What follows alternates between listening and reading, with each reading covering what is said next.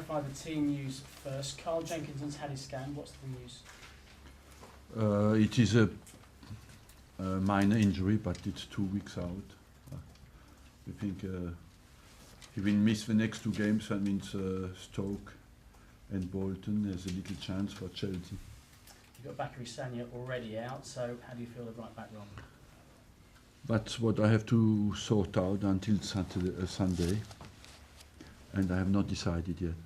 What are your options? What do you think about? Koscielny, Giroud, basically. And it's been a decent week so far for you. If you get that 3rd win in a week, do you think you'll be turning around the Arsenal ship? That's our target, of course. That's what we want to achieve, win the game on Sunday. And overall, we feel we want especially continue to improve the quality of our game, and the result will be the consequence of that. So let's focus on defending well again and playing our football.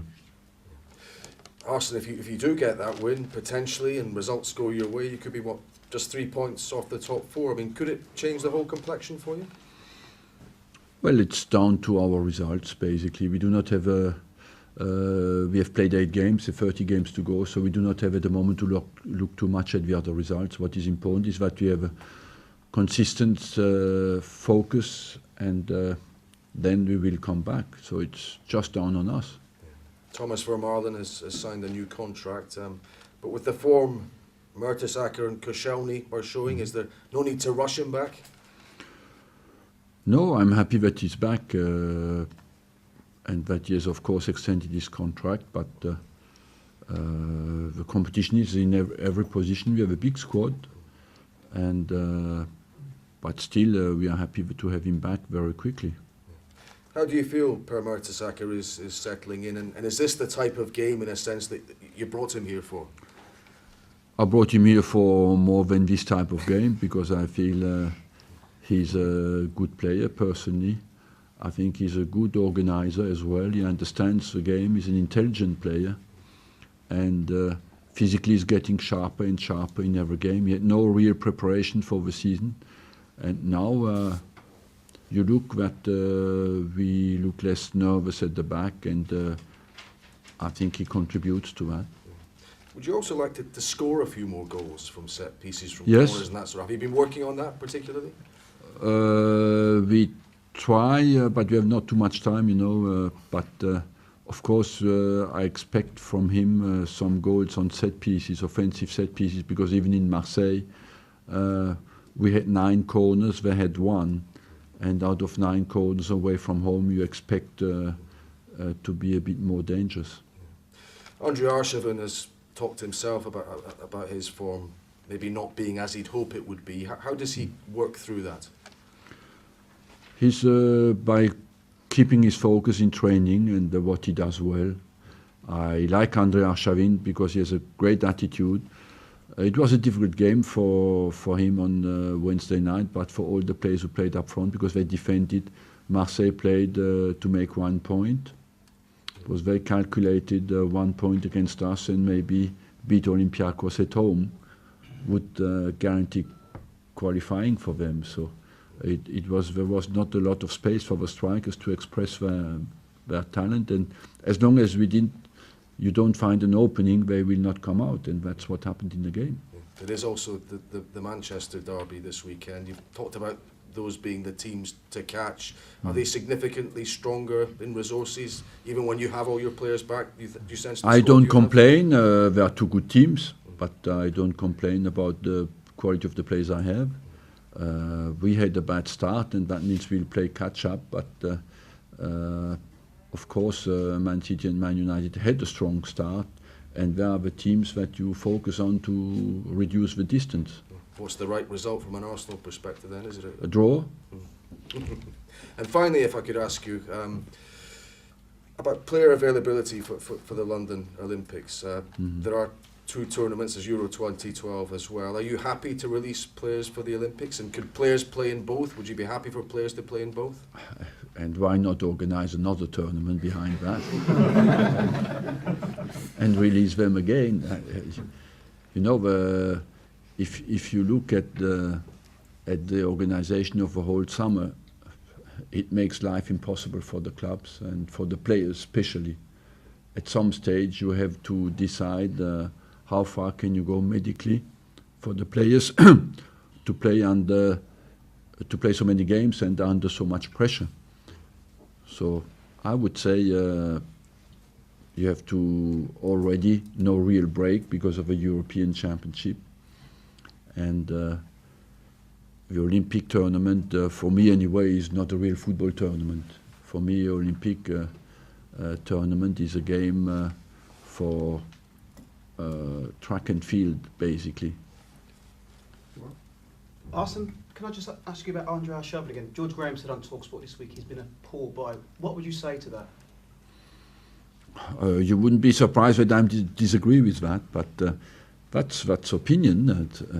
I think he has been great for us, and he will still be great in the coming months. Well, has he met your expectations when you bought him in 2008? Because he was one of the most sought-after players in Europe after that tournament, wasn't he? Well, he's a great player, Andre, and you have to give him credit for that, and he stands up for his performances. I personally respect him highly and think he's a great player. And after a tough start to the season and a turbulent pre-season, do you think things are kind of starting to settle down here a bit? That's what I always felt, that the dressing room has a very good focus, very good attitude. The players are intelligent, and when the players are intelligent and have talent, you have always a chance to turn things around, and that's why I was always positive. But of course, we have still some ground to make up, and that's our target. You've got a busy schedule as usual. You've got Wednesday, Sunday, Tuesday, but they're all different competitions. Do you face them slightly differently mentally so that there's a fresh challenge each time? It's difficult to recover, still today from a European game, from a Champions League game, you away from home where you had to battle as hard as we did. It's difficult to recover. You could see that today, and mentally it's very difficult to adjust to all the different competitions. That's why I will have to rotate. How much for Sunday I don't know, but for Tuesday certainly. Sorry, Arsene, just on the Olympic issue, would you try and block the BO8, trying to get players for that Olympic team if they are already involved in the Euros? Jack, Theo? Well, the competition is after the European Championship. The European Championship, I think, finishes the 1st of July. Yes, it does. 1st of July is the final. So that means the start of the championship is on the 18th of August. We start training on the 4th or 5th of July. That means we will not have the players who are at the Euro.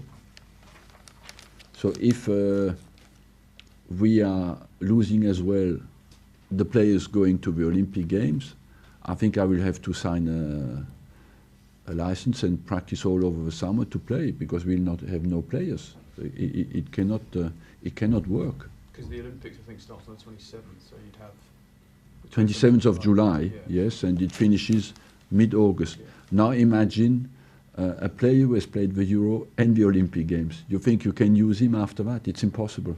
So I don't know what people think when they organize these competitions, but it's nearly impossible. Especially, I believe personally that it makes it impossible for a country like England, because you have no winter break. So that means a player who comes back from these two, if he plays in Germany he has 3 weeks off in winter. In England, he will have to again go around the clock until the end of May. If they were involved in both, what would the timescale be for you for when you could use them again the following season? Would be looking at September? I usually try to give 4 weeks off to a player who has played a tournament. So that tells you that maybe I would get the players back at Christmas. Just wanted to ask you, I know you've spoken about the Van Persie contract, but in terms of leading by example, can you just talk about how important he's been, particularly in the turnaround? He's first of all, in the finishing, he's the most influential player, but I think motivational in the camp, he has been very strong. during the difficult period, and he is growing into this role in a perfect way off the pitch and on the pitch. So let's hope it continues. Have you needed him to stabilise things, particularly with Fabregas and Nasri going? He knew for a long time, he could smell that, you know, players talk with each other in the dressing room, and I am not in the middle of his conversations, but he knew what will happen. Arsene, just back on the Olympics 1 second. The FA said that the players will drive who plays at the Olympics. It's up to them, it's up to the players that they will drive it, not the managers and that. What would you, have you spoken to any of your players about the Olympics? Have they spoken to you? And what would you say to them? Personally, I think that's a very bad idea, because if the players decide do they play or not, no matter what kind of decisions they make, they could be found guilty or towards the club or towards the federation or towards their country. And I think the worst thing is to leave that decision to the players. The clubs and the FA has to sit together and analyze every single case and be a little bit responsible, because if I ask you now who won the Olympic Games 20 years ago, you will have promised to tell me, you know. If I ask you who won the European Championship, you know better. If I ask you who won the World Cup, you know even better. So it is a tournament that you want England to do well, but we have to be sensible as well and not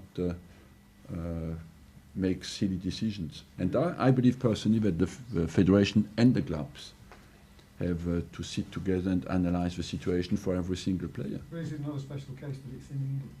It's in London? It is, of course, it is a special case because it's in England. We would not have this debate if it was not in London.